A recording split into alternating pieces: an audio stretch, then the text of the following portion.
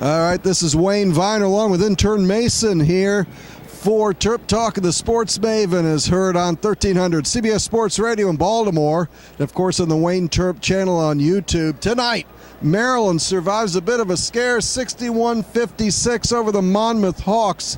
Mason, about what point in the game do you figure Maryland had it won? Right at the end. I thought till Melo Trimble made those free throws to win Maryland the game wasn't sealed.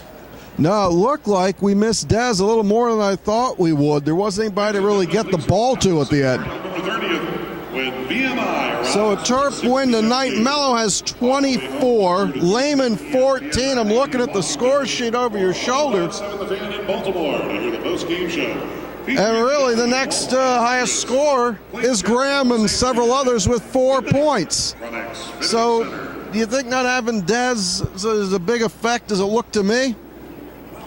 Well, yeah, because you have to cover him, because if you leave him open, his speed will take over the game and he will score points on you. Yep, and we missed that a bit. I also noticed that Turgeon tried every lineup he could. Jonathan Graham had a pretty good first couple minutes. What do you think of Tchaikovsky and Dodd? Tchaikovsky and Dodd didn't seem to have the impact that they had against Iowa State. They really just could not get them the ball, and they could not score when they had it. Right. Number one for Monmouth had a big game, and they hit a couple big threes, but what I took away from it is King Rice, who played point guard for Carolina, comes out of Christ the King High School in New York. This is probably back in the 80s.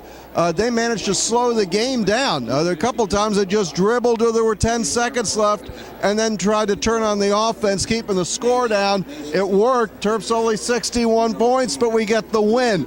So Maryland basketball comes back on Sunday afternoon against VMI, but let's talk for a minute about... I think a lot of things went right.